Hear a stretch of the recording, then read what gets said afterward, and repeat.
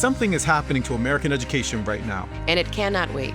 Across this country, students and their communities are being erased from curriculum, from culture, from policy. Everything families fought for, everything educators built, under threat. The federal rollback of civil rights protections in education is not abstract. Students are feeling it today, and these decisions will shape the next generation. The fight for educational justice is not over. We must come together to build an education that doesn't just include every student, but honors them, celebrates them, their histories, their rights, our histories, our rights. And despite everything being challenged right now, we know it's possible when we move together. So let's talk about possibility. I'm Ezekiel Dixon-Roman, director of the M.W. Gordon Institute for Advanced Study at Teachers College, Columbia University. And I'm Sonia Douglas, founding director of the Black Education Research Center, also at Teachers College. Together, we're bringing you 4 conversations that cannot be missed: the politics of possibility.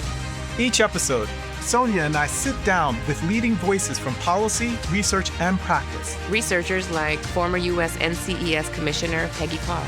School leaders like Superintendent Wilmer Chavarria. Policymakers like former U.S. Secretary of Education Miguel Cardona. And advocates like Angela Glover Blackwell of Policy Link. Real strategies, real voices. A clear-eyed path forward. Education is not lost. But this moment demands us. Watch The Politics of Possibility. Season 1 is available now. You're listening to An Imperfect Leader, the Superintendent and Leadership Podcast, a proud member of the Podcasserole Network. Hello, Jamie. Hello, Peter. How was your birthday? I really haven't celebrated. I flew in on Friday from Little Rock to Reno, which actually, to be honest, was a delight because San Francisco SFO is just a nightmare these days. And so I was on time. I wasn't delayed. I landed at a reasonable hour.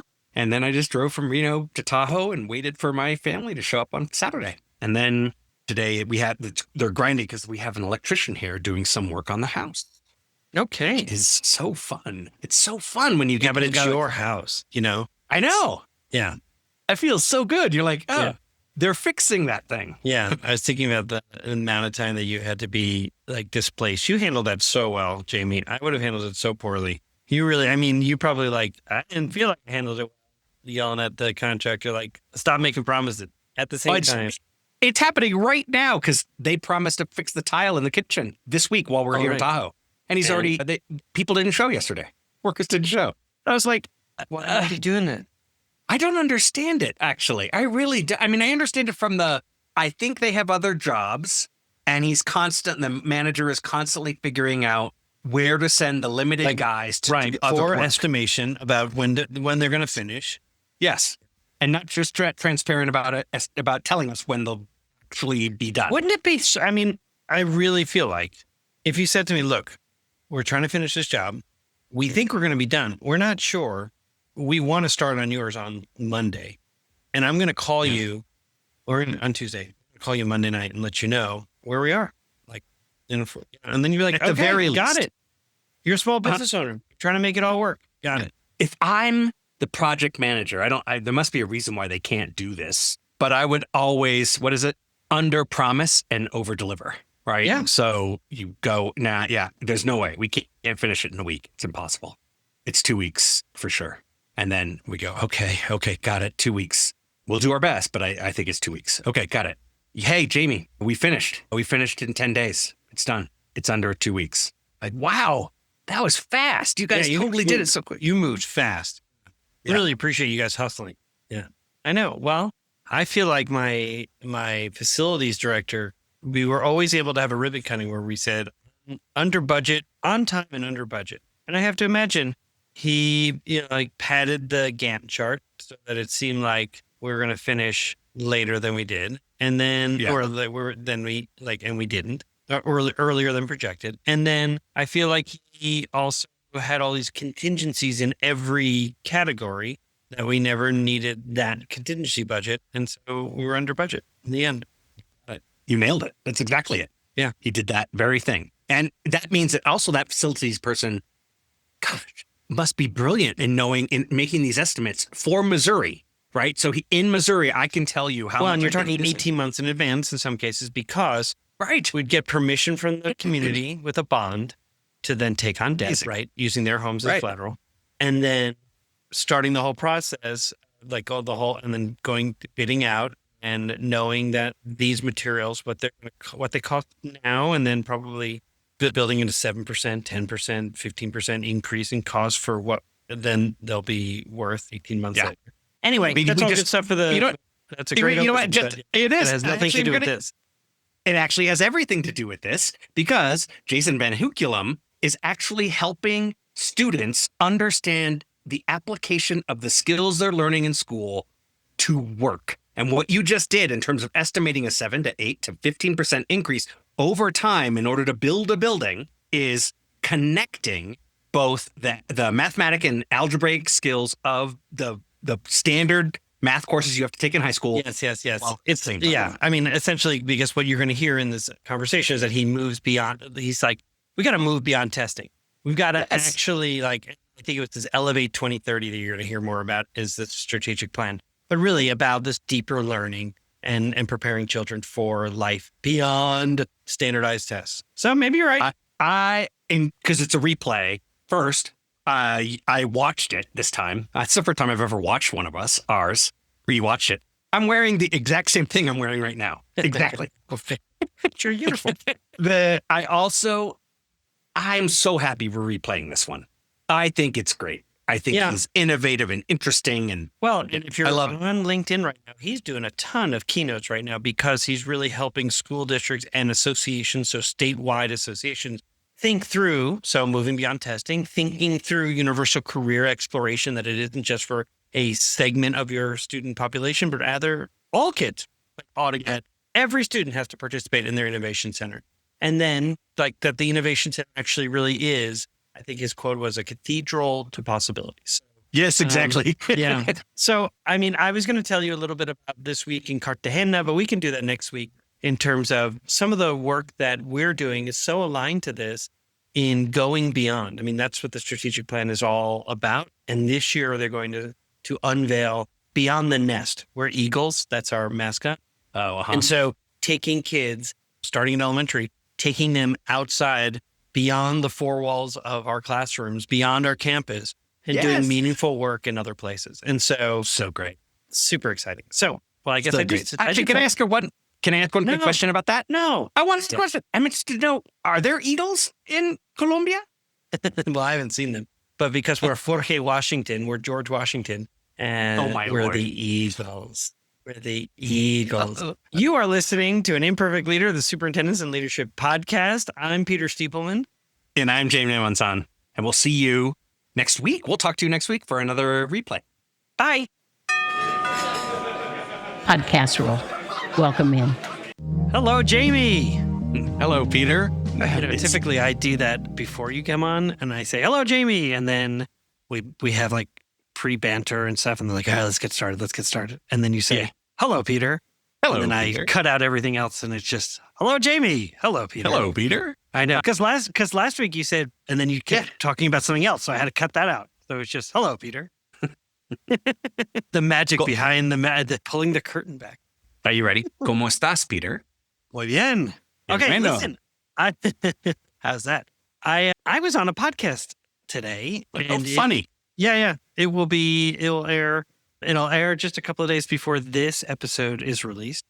And it's called EdTech Insiders Podcast with Ben Cornell. And they're really popular. And their format is really interesting. They sort of curate all the articles from the week about technology. They're really clear on it's about ed tech in terms of not about the tech, but really about education and what can technology do to improve education.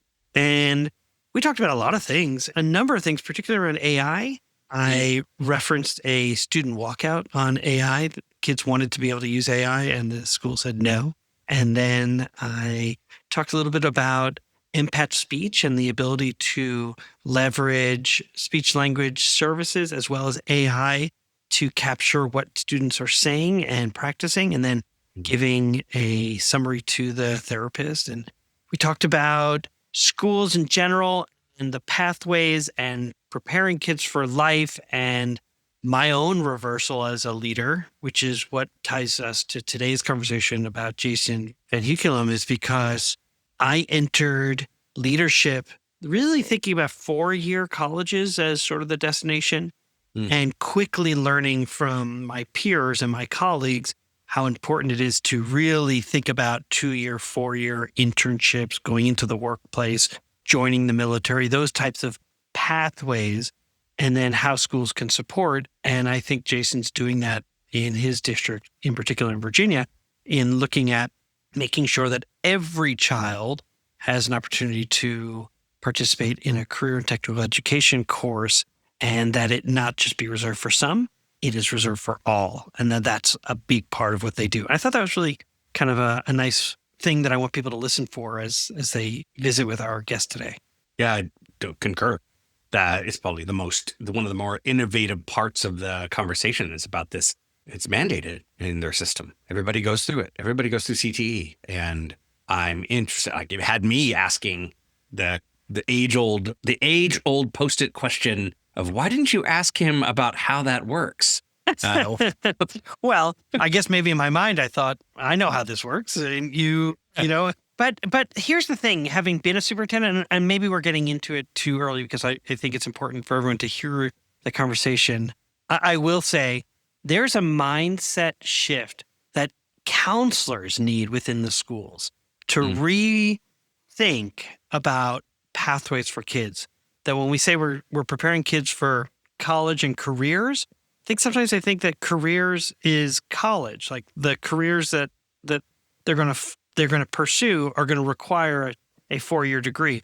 And so really expanding that to be college, career, and life, so that we're really thinking about what are the skills and mindsets that children need to be successful in life. I 100% agree.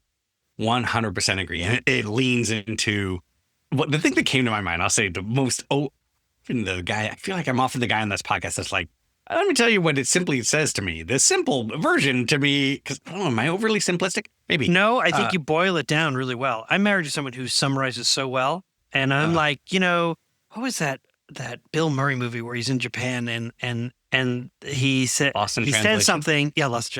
And he says something and then the translator talks forever, and he's oh, what? Like all I said was like, I feel like I'm like the translator, like where I just go on forever. And then you're like, this is what I heard. Hattori time. I love that movie. I think that movie's spectacular. Here's what I would say that I think is really interesting. Basically made me think of like, wouldn't it be amazing now at my age where I've been an educator for 30 plus years, I'm finding myself really wishing I knew how to build a deck. I want to know how to build a deck. I want to know how to do woodworking. And it almost as if there was a mindset around those types of courses that wasn't about, these are basic things that have to do with like when you are renting or owning a home, living in a home, knowing some of these things will help you maintain that place to live. That's helpful. Yeah. So you're not always essential, not even helpful, that you don't have to call someone to do it, right? Exactly. And so, Exactly. And I think that's kind of the attitude that Jason and his team have is like, hey, every kid's got to take it. And in fact, it will enhance their quality of life, certainly. And if they're so concerned about entering college, it's going to enhance their application because they can speak to a skill set that potentially they didn't have previously. Right. Anyway, there's a lot of opening. We're open. I know. People are like, should I even listen? Give it all. Yeah, you should listen to it. Go listen to this. All right. So, but here's the thing, because we do have a sponsor. And Jason, he warns in his conversation around testing obsession that it can suck the joy out of schools and sideline innovation.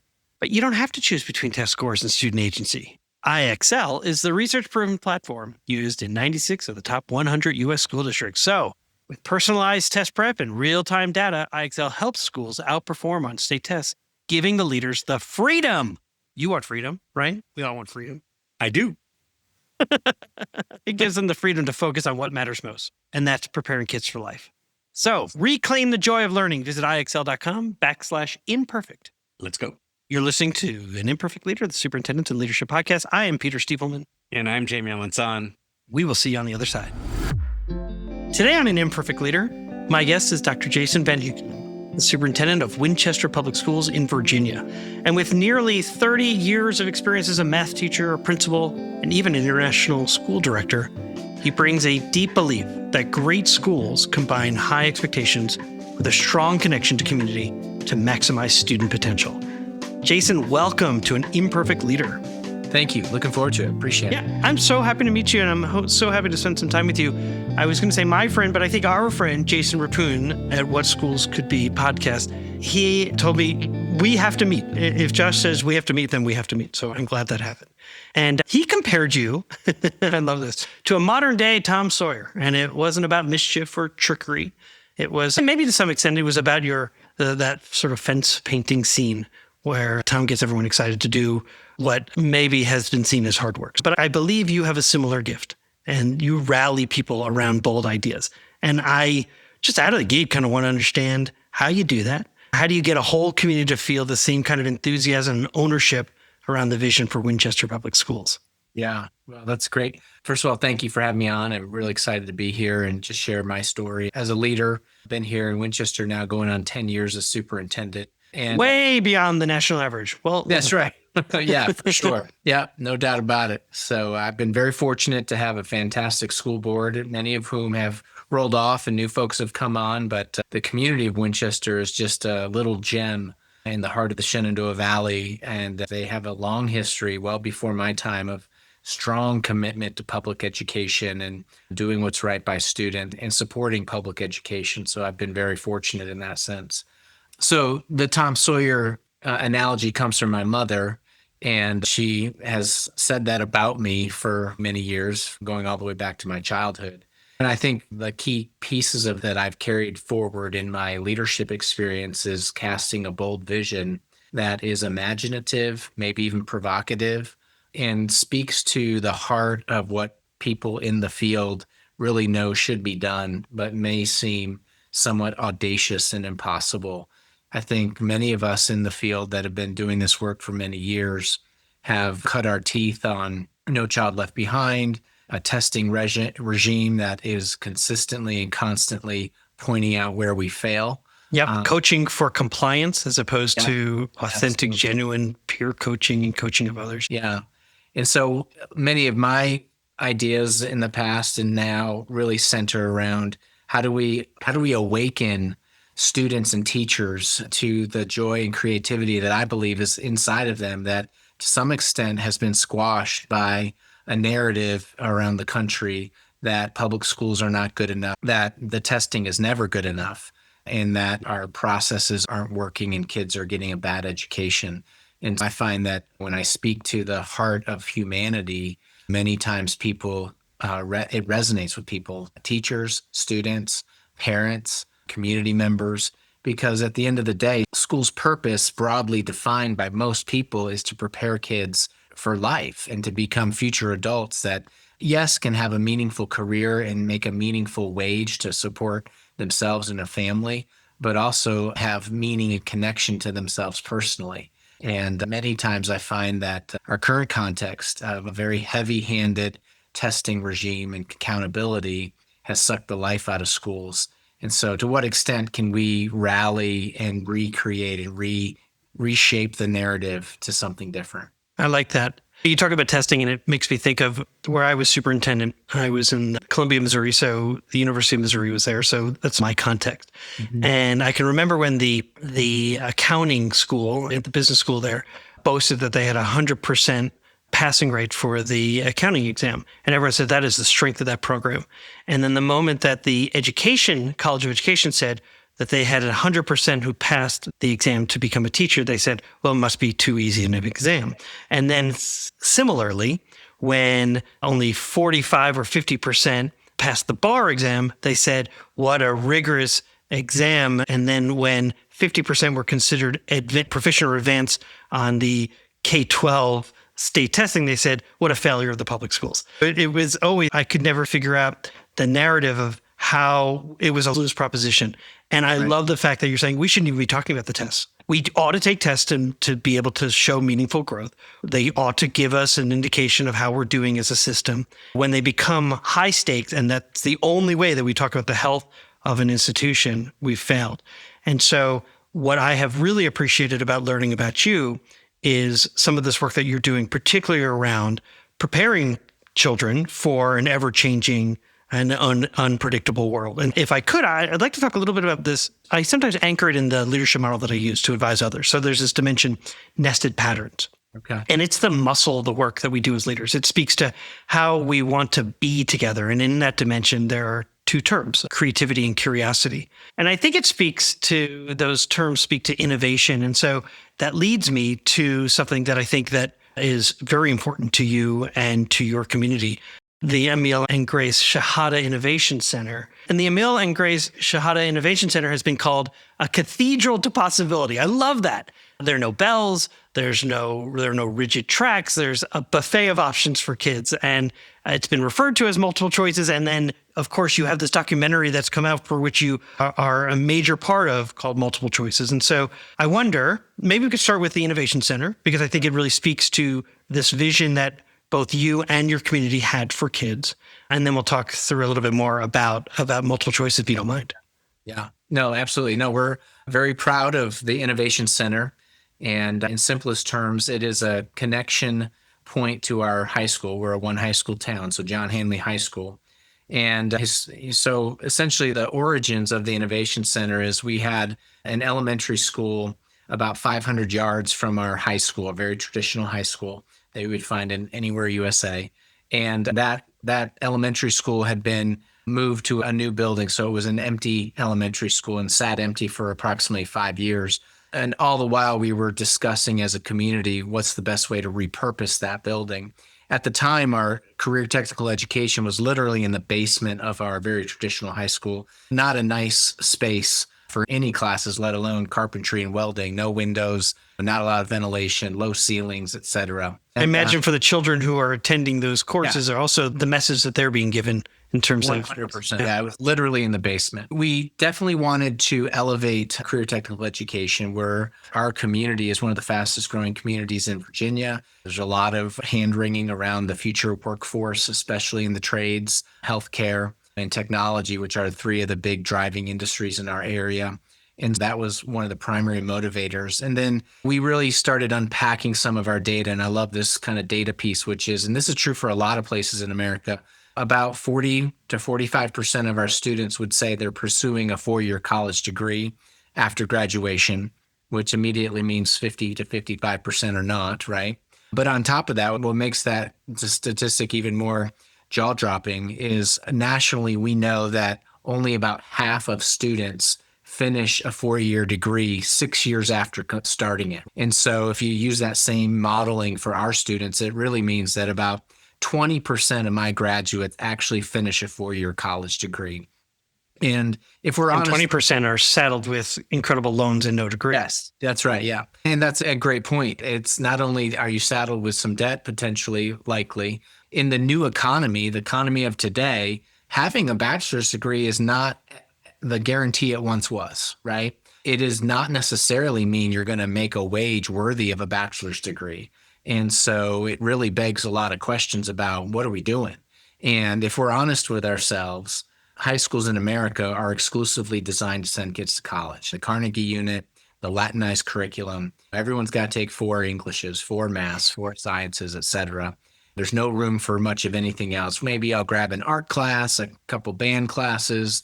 It's like a cafeteria of different things that really don't have any meaning together, don't connect to each other, and certainly are not aligned to the real world of work.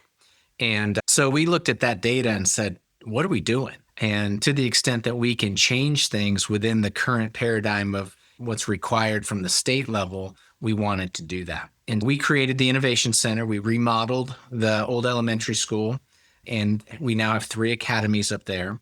We have a Health Sciences Academy, Professional Skills, which is your typical trades, and Advanced Technologies Academy up there. And I tell people, what makes it innovative is not that we're doing CTE.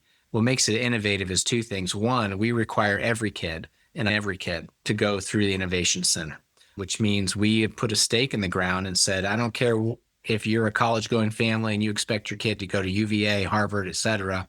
We believe there's value in these career classes, this exploration. And it also, by saying all, it does two things. It forces that social cohesion to happen within our classrooms. Because again, if we're honest with ourselves, most high schools segregate during the school day.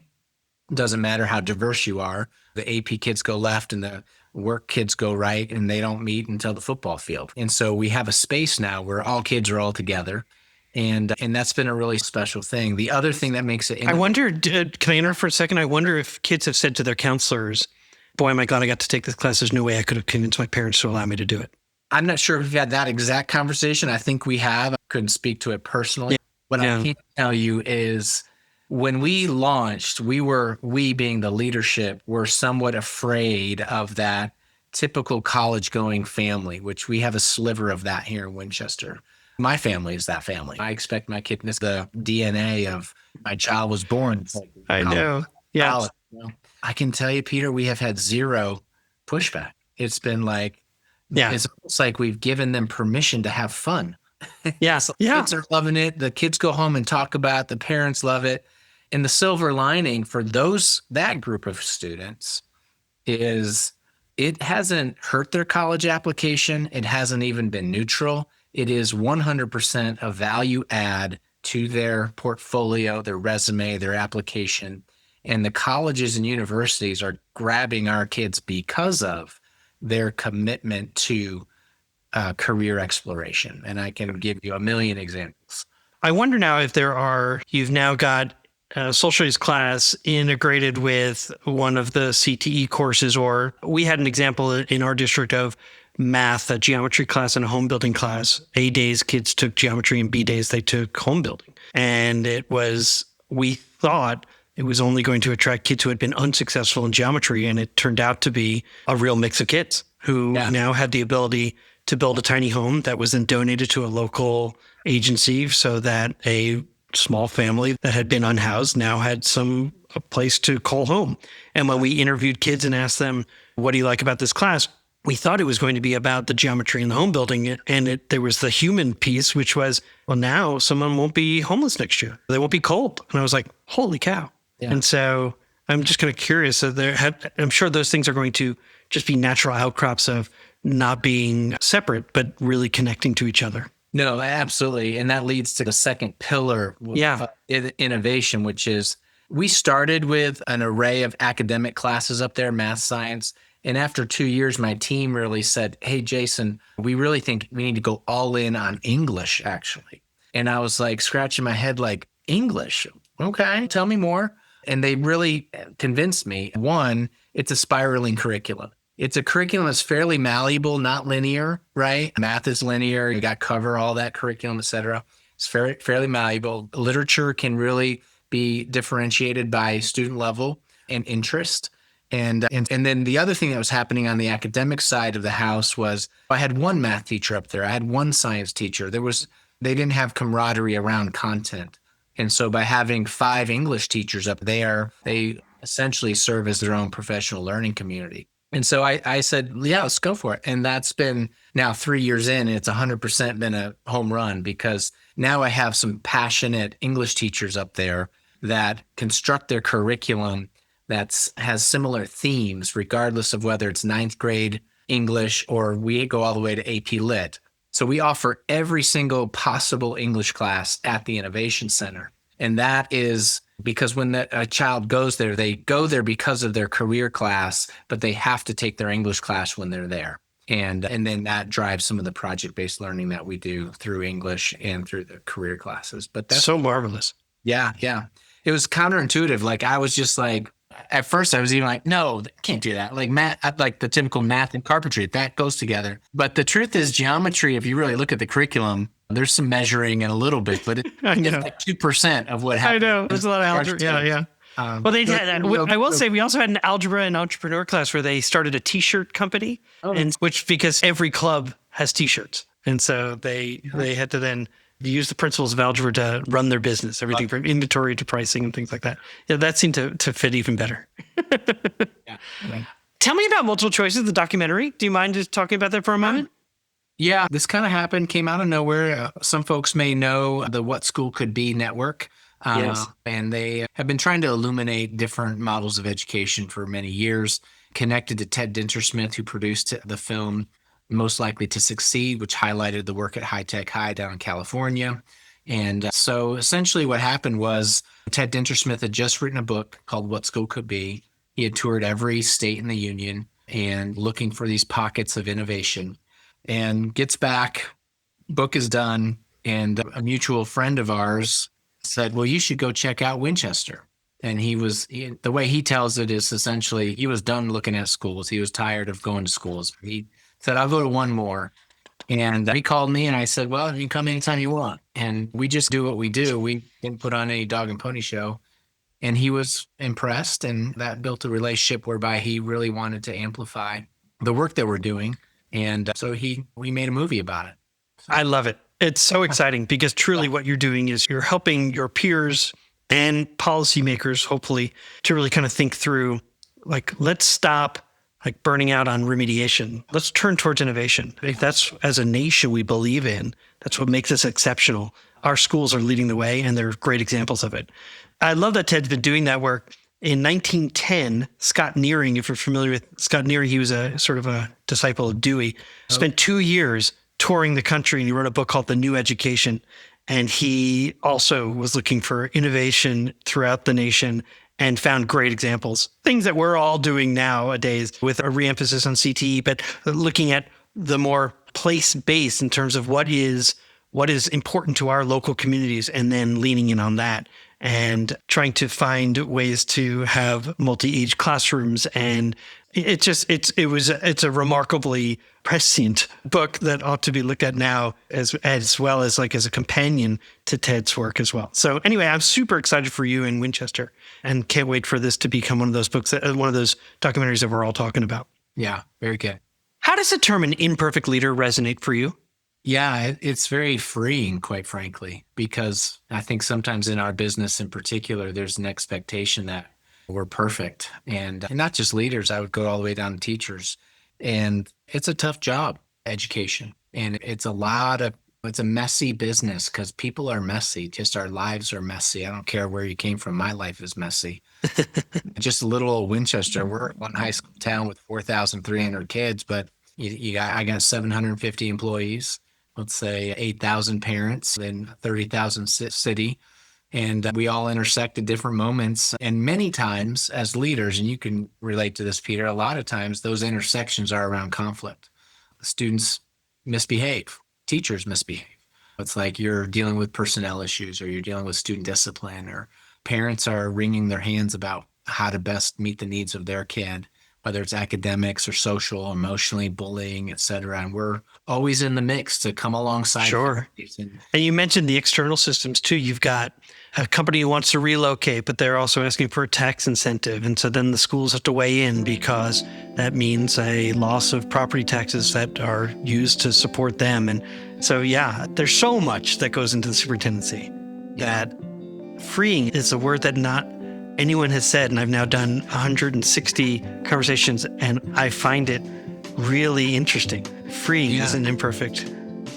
Well, it gives you permission to be yourself, I think. And I think for me, when I heard it, I felt free. I was like, okay, yeah.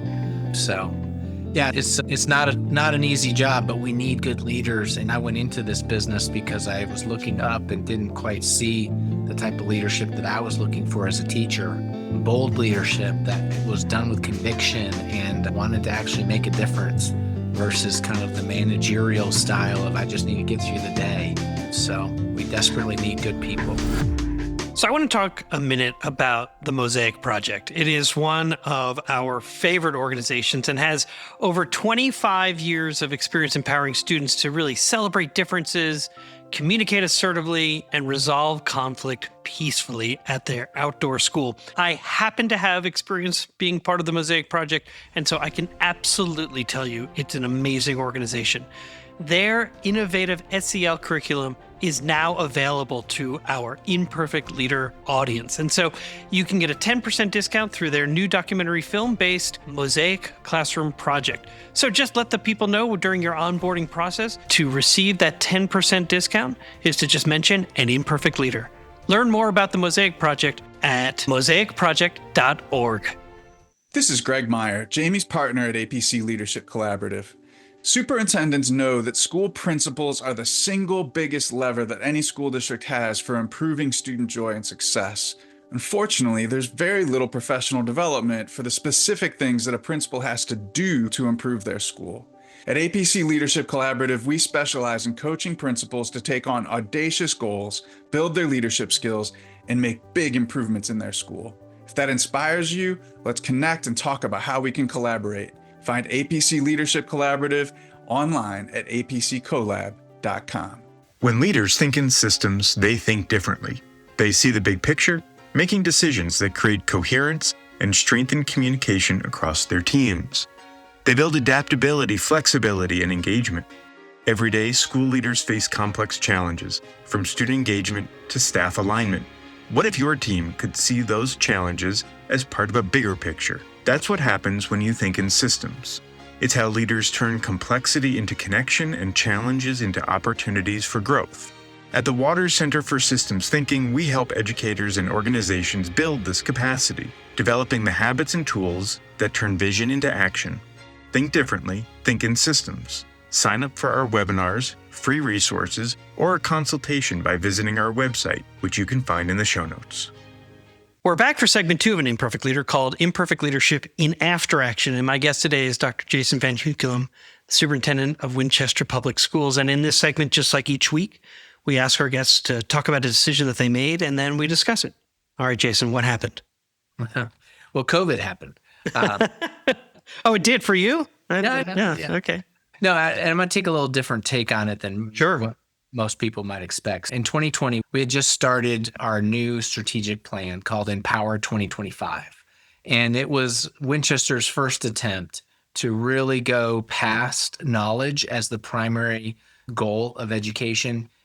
So including knowledge, of course, but past knowledge into the skills and dispositions that our students need to be successful in the 21st century. Yeah, think portrait of a graduate, right? P21 skills, all of those things that we've been talking about now going on 20 some years. And so we had put that stake in the ground that our educational model, our learning model would be more than just teaching kids math and reading and history, but also giving them rich experiences with learning that allowed them to metacognitively reflect on their ability to be creative and their ability to think critically. And what does that look like and feel like? And how do you do that? And so we were amped. I was excited. This 100% was where we needed to go. We were going all in on project-based learning, which is the vehicle by which I think the learning environment can change to foster those things, those skills and dispositions. Absolutely. It's like the antidote to the focus on Carnegie units and like just because you sat here, you learned something I love it. Yeah. And we were gearing up for that, had done some preliminary work, et cetera, had some rubrics and typical stuff that a lot of people have done. And then COVID hit. And of course, everything rightfully went on pause to manage that crisis and to make sure we were getting schools open to the extent that we could and meeting the needs of our students. And it was almost like that was the only thing we could think about.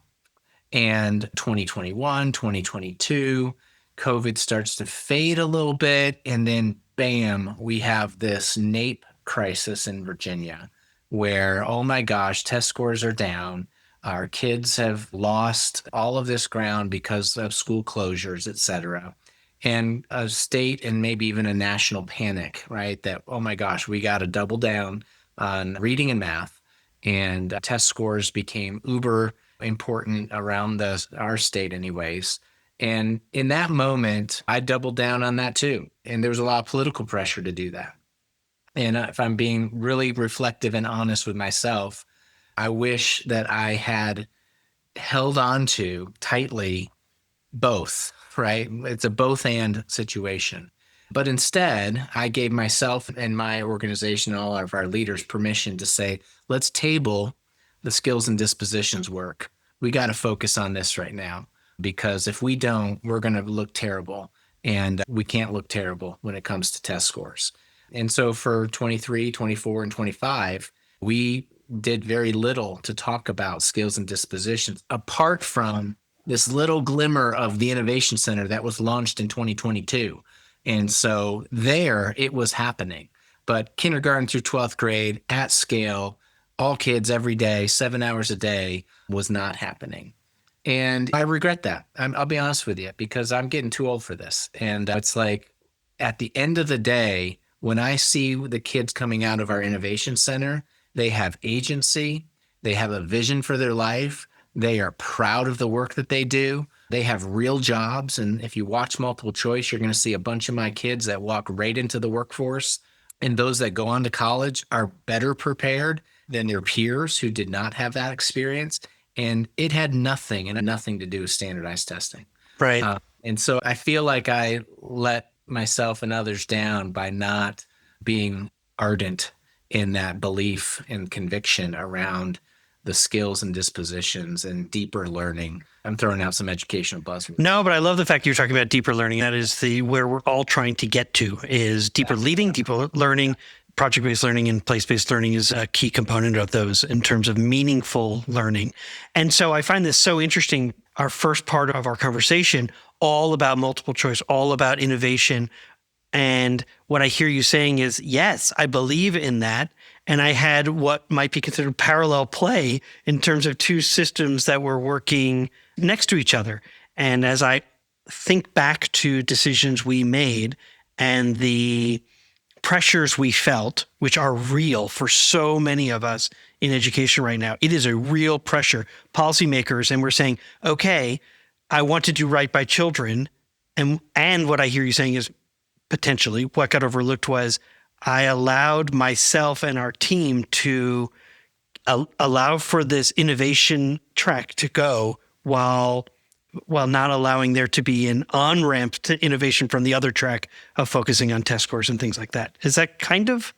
Yeah, no, I think it's fair. And you sometimes feel a little hypocritical. I certainly did, like, okay, I'm speaking innovation over here. Right. At the same time, I'm putting pressure on my principals and ultimately teachers that we got to perform on these test guys, right? And we did all the things, and we did. At the end of the day, I've been playing this game a long time. And when I play a game, I like to win, right? So you look at our scorecard, we're winning, and great. But to what end? And who cares? And is it really making a difference in the lives of children to the point where they, again, have this agency and vision for their life that is so palpable that they are empowered as an 18-year-old going into adulthood to grab hold of life and to live it? And I'm not sure schools as we know them are designed to do that.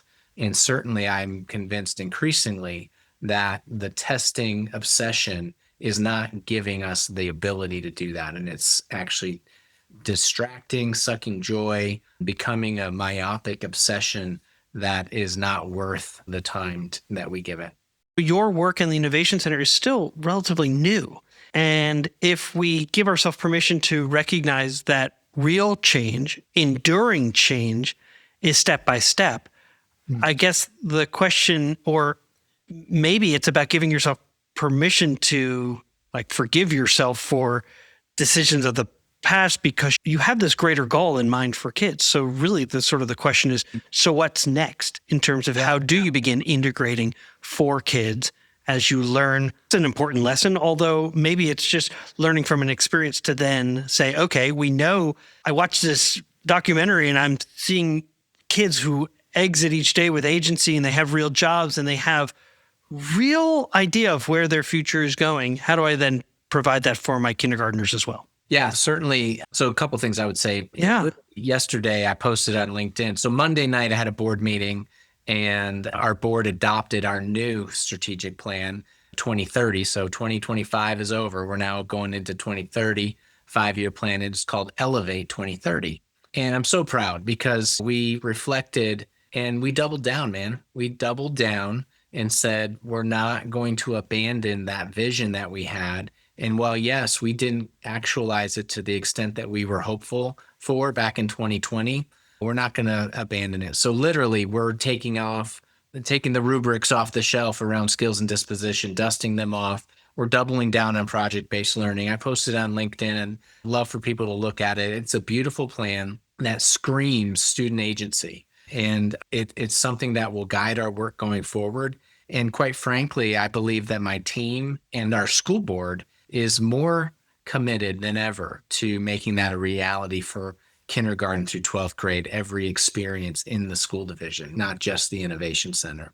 And certainly the Innovation Center has been a proof of concept that has been like, wow, this is not only working, it's amazing. Yeah. It sounds like it's an incubator. And so then it can influence the rest of your system. Absolutely. And it's funny, the kids at the high school will tell you, because they still spend time at their traditional high school, which is 500 yards away. They literally walk to it. And it is a different experience. Like I was there just now, right? Today, before I came onto the podcast, I was at both places. Different feeling, different experience. It's just different. And it's something that we can unpack and scale across the school division. And we're doing little things like we created a freshman academy. And now freshman academies have been around for a while, but to what extent can we bring the freshmen together and have that agency within a smaller space, creating smaller communities? Gotcha. So not just as a traditional sort of advisory. Exactly. Yeah. And then we had a really great brainstorming session at the middle school around, okay, how do we bring the career thinking down to 6th grade? And that's going to be an exciting project. How might we have similar experiences at our middle school like we have at the Innovation Center? That's fantastic. Tell me about, as you're going through this work, because I can remember in 2020 when we were doing our strategic plan, we said it was like 2020 vision. The future it's clear. And then of course, I had that on like everybody's computers. It was like put on everyone's desktop, and then the pandemic hit. And so then it just became an on-running joke of like, how clear is it today? Still clear. But so I like Elevate 2030. That to me is just marvelous.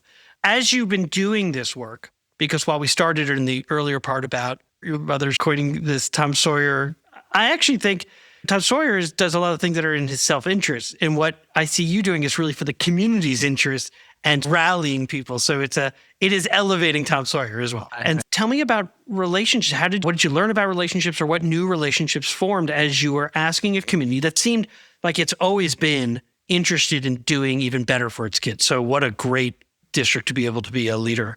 But I'm curious, how did you lead that work? What were those conversations? What did you learn about relationships? Yeah, well, I think, first of all, having a compelling vision that resonates with people is a great place to start.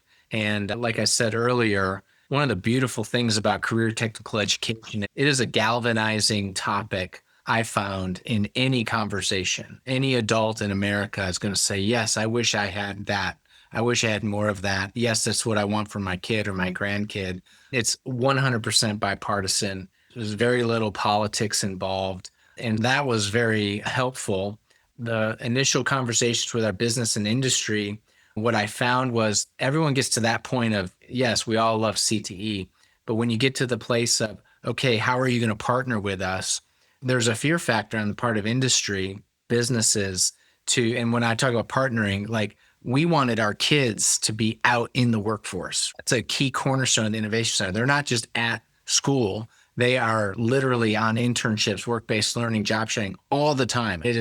And kids love it because they love what kid doesn't want to leave school? Literally today, my daughter was doing a job shadowing at the airport, our local airport, meeting with the CEO of the airport, walking around, learning about what he does as a CEO of a small regional airport.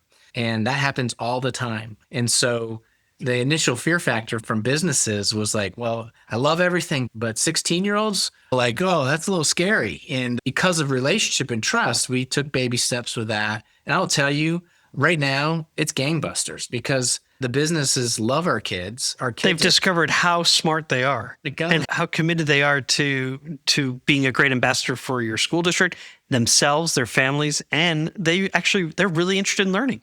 Oh, yeah. Yeah, they're very impressive. And so now that we don't have that barrier, but I love it. Relationships.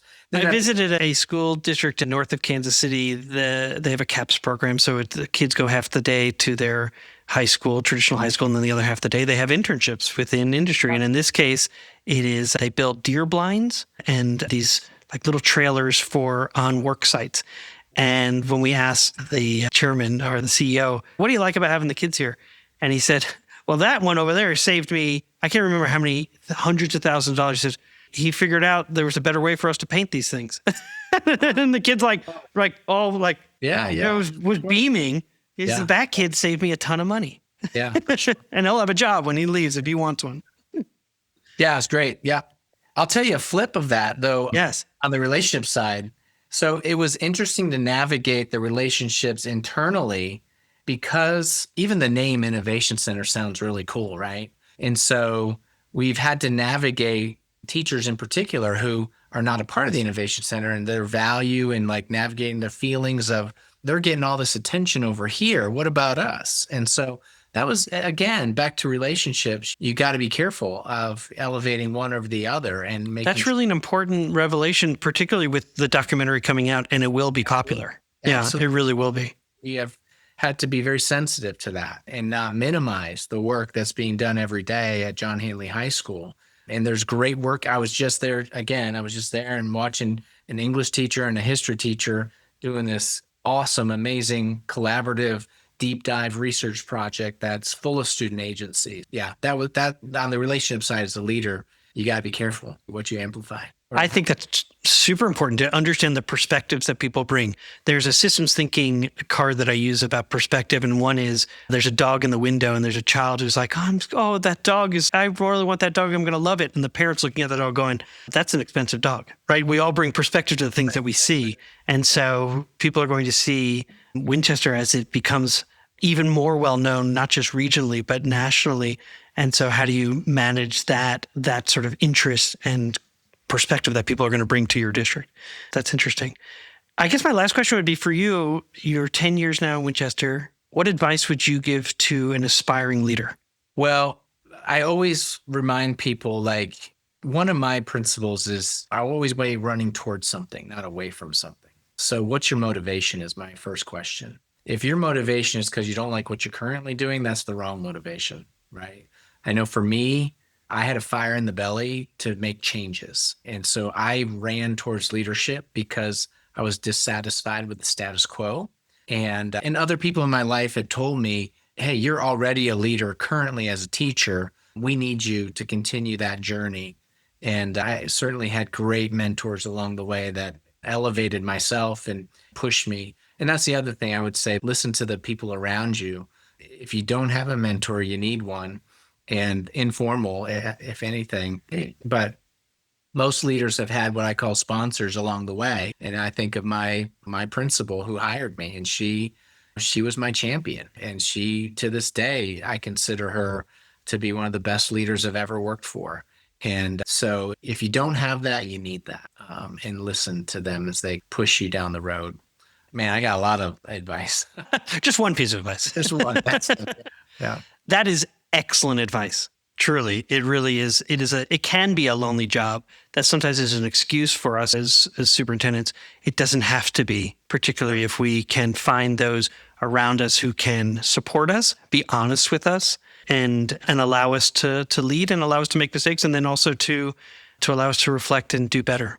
Our guest today was Jason Van Heukelum, the superintendent of the Winchester Public Schools. And I'm so grateful for your time. I know you're super busy. Some of the things that I wrote as we were talking, first of all, to remind people about multiple choice, the documentary. Second is to look at your strategic plan. So we'll make sure that's in the show notes. I think that's going to be super important as people are trying to chart their own paths, which should be theirs, but having a framework to help them guide that for those conversations is important. I want to reflect on something you said early on in the conversation about waiting 5 years to decide what to do as a community. So many of us as leaders, we fall victim to the impulse of making a quick decision. We've got this facility, let's do something with it. And it sounds like you were really thoughtful and doing that with intentionality. And more than anything, you mentioned about being someone with conviction, but I think it's conviction with compassion as well. And so I'm grateful for your time. Thank you so much. Yes, absolutely enjoyed it. Thank you. Welcome back, Peter. Let's start with you, because last week we had Ted Dintersmith, who is the sort of the companion podcast to this one, right? Ted talks about multiple choice, the movie, and it actually is highlighting this school district. And so let's start what's on your mind? I want to start with one thing that I think that really resonated with me. And I want to use his quote, and then I want to make a statement about it. He said, going all the way back to my childhood, and I think that the key pieces that I've carried forward in my leadership experience is casting a bold vision that is imaginative, maybe even provocative, and speaks to the heart of what people in the field really should be done and may seem somewhat audacious and impossible. Exactly. Right then when he said that, I was like, oh, I'm on this guy's side. Yeah, 100%. No one is inspired. When you set goals in a system and you're like, okay, what we're going to do is make a 0.78 gain on our literacy scores from 3rd grade to 4th grade. We're going to go from 3.7 to 3.9 on a satisfaction survey. Exactly. And specifically, we're going to look at moving 3.72 to 3.98 on question 15. Oh my God, shoot me. Like I was working with a school recently and they were doing that. And they were sort of like, we're working on this question. And I said, are you going to create a balloon arch when you hit 3.85? Is it just going to say 3.85? We did it. On question 7, it's not about that. It's about audacious goals that honestly, you likely won't meet right away. You set an audacious goal, you will get further than you ever have gotten before.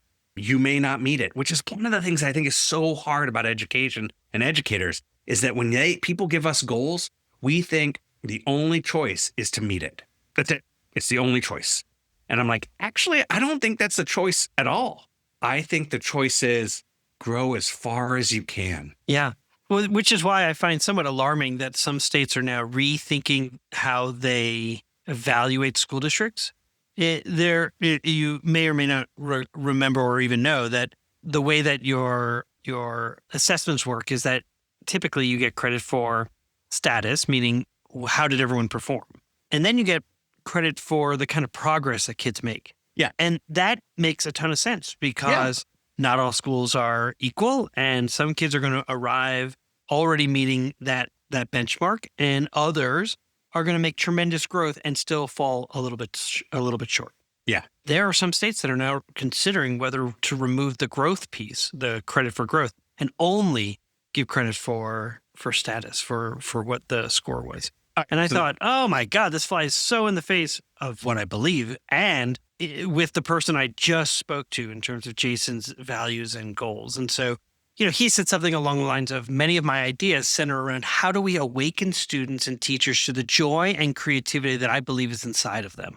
Right. And I love that. And the approach that some states are taking is like, their thought is like, how do I extinguish all joy and sort of vision for creativity, curiosity, innovation? Because clearly I'm not interested. I just want to drill and kill.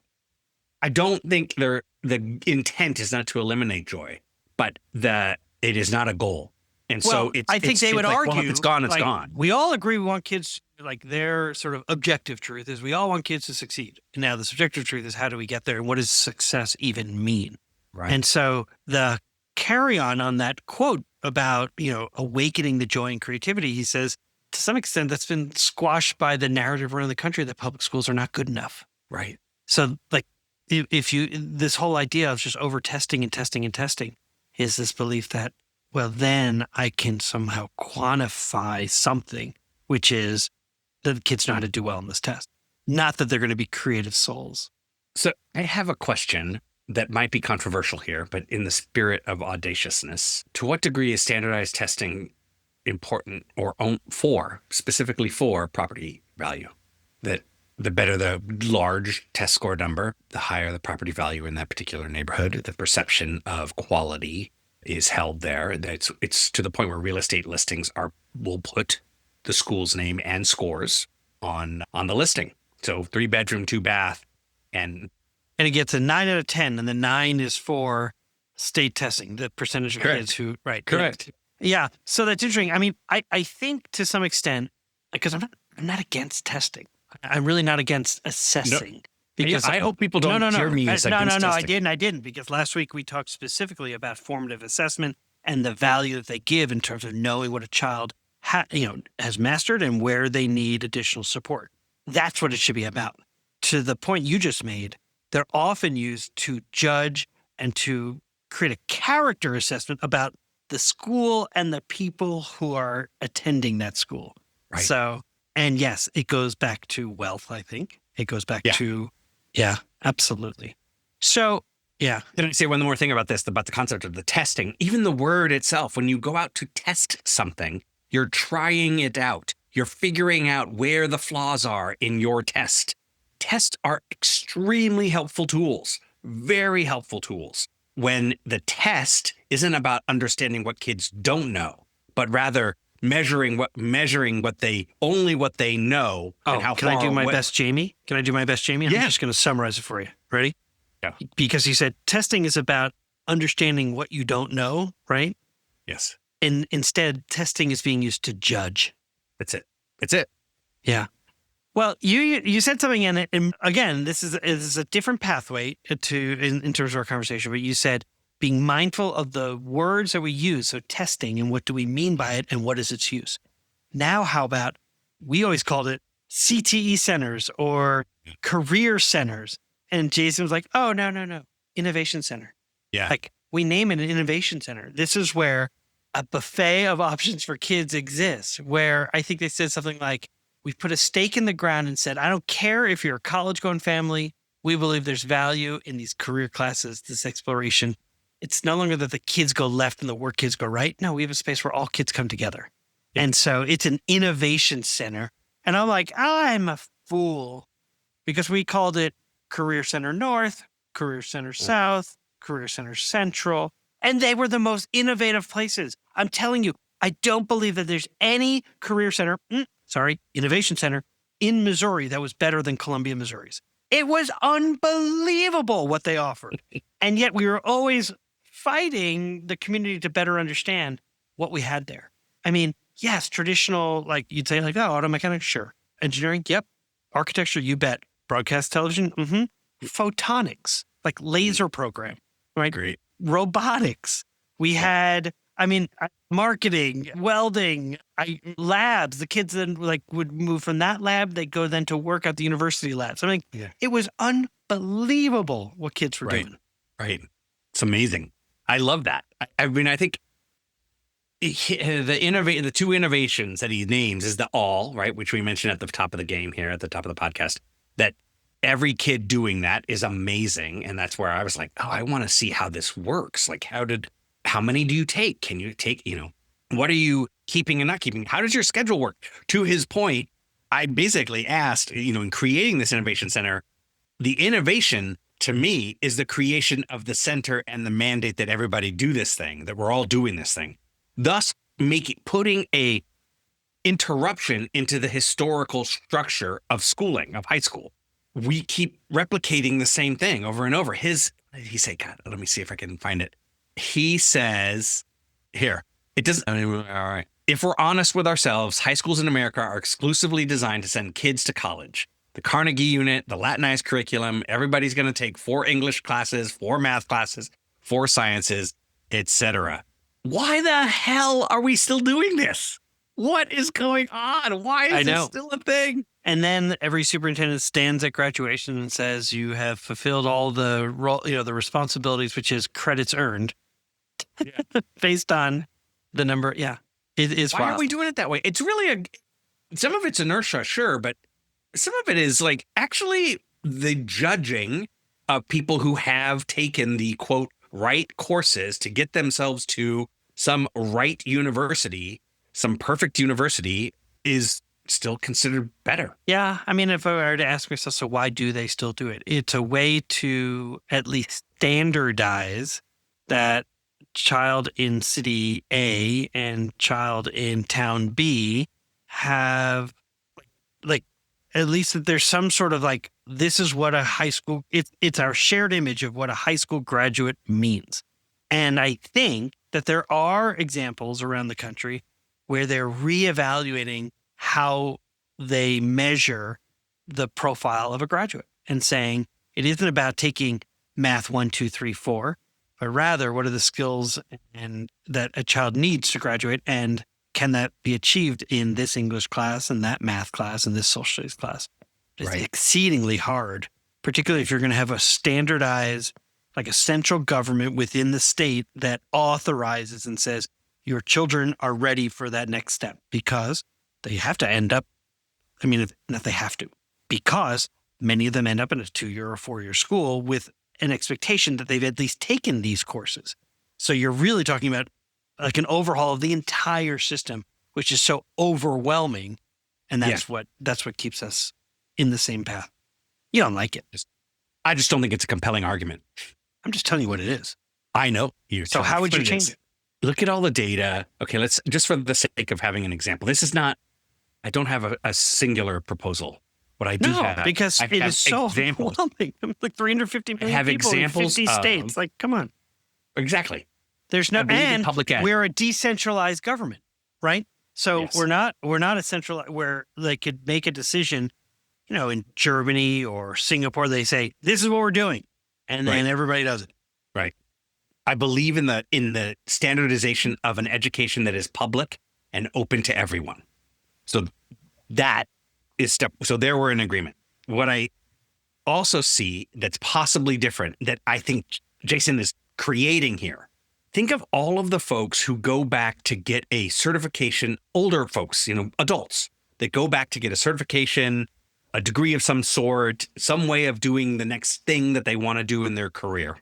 They all do that in a way. Basically, they all do that on their own time. They figure out how to do that on their own time. They figure out how to balance that with families, with their current job, with all of this other stuff. And so if these people can figure out how to do the thing that motivates them to learn a new thing, then I think we've set the bar way too low for students because these people, adults. So maybe that's really the next step. And that's what Jason's doing, is to say, look, I cannot overhaul an entire system that has been entrenched and roots run deep. There are always going to be credits, and this is the way it is. So in light of that, I'm going to ensure that every kid has to take these types of innovative courses or career courses so that they have exposure and new learning that is not part of the typical high school setup. And this goes to the other part, right? The other part of the Innovation Center that is super innovative is moving all of his English courses up there. I was all in. I think such a great idea. So he's saying, I think he's probably in the same argument as you of like, it's so easy to explain away why it can't be done. And now I'm going to take some steps forward to make it happen. And if you remember in his After Extra, he also is now trying to reconcile, okay, we've got this innovation center. It's the subject of multiple choice. The entire country is talking about this place and this space that is project-based and is really exciting for kids. And now the high school's going, what about us? Are we just a traditional comprehensive high school? And so I do think moving the English classes is one. I think also it's a real opportunity for them to come together and reevaluate, or at least evaluate their compelling purpose. Well, this goes to, if the high school comes and says, well, what about us? My answer is like, well, what do you want to be? And then now we're talking. Now we're off to the races. Well, then you need to get a waiver from your state government, your state education, Department of Education, that says you're going to do a crosswalk and show how these courses and the way that children spend their day is the equivalent, like some type of equivalency to a traditional high school transcript. Sure. Okay. You say, okay, like this is where you and I differ. I'm like, go spend 1 week like leading a district. And you'd be like, okay. Like, that makes you so mad because every time we propose things, it would be like, no, that can't be done. We're like, okay, well, who can we talk to? And then it would be, oh, well, you can make a proposal. Okay, now you have to wait a few months. Actually, we did nothing. We just waited you out. And now we're going to say no. And then now I'm going to go to State Board of Education and make a proposal. Oh, we got a temporary permission. That's fine. But that doesn't mean anything to us. We're still going to say no. Okay, now I'm going to go to the legislative branch and try to make that change. No problem. You got a hearing in the House, but the Senate, no one's interested in picking that up. Like, it's crazy trying to change anything. Yeah. So I like the way he's doing. He's like, what do I have control over? And I'll do it that way. Like, where do I have influence? But it does make me think of like, what is the saying about the concept of if you remove one plank from a boat and you replace the plank, it's still that boat. But what if you change all of the planks on the boat? Is it still the same boat? Yeah, and you want to do it while it's sailing, and I'm telling you, it'll sink. And I'm saying you don't have a choice. You won't have a choice. So let's replace one plank at a time. Okay. And that's what Jason's doing. He's going one plank at a time, and I think you just keep going. Yeah. Yeah, he's a great captain for that ship. The problem is you hope that they have a good succession plan. So when the next captain comes on, they're not like, right? Where they're going, what is all this? No. You know? Well, if we get that captain next, if mutiny, then we're going for mutiny. Well, you Call might. for mutiny. You might to, what was her name in Very Best, Texas? Oh, right. Hopefully that person doesn't move the fences before they know why they were there. Exactly. Or that's a mixed metaphor. So we'll just say remove the planks that we've already replaced. You don't know why they replaced what planks they did on the boat. Right. Because and if they do hire the person that's ready to basically undo and put all the old planks back, then you have a different board and a whole different view. Yeah. And then now we're talking about the community. Does the community want to keep what it had? This is such a cool conversation today. I imagine we were really going to be talking about innovation centers, and we'd have.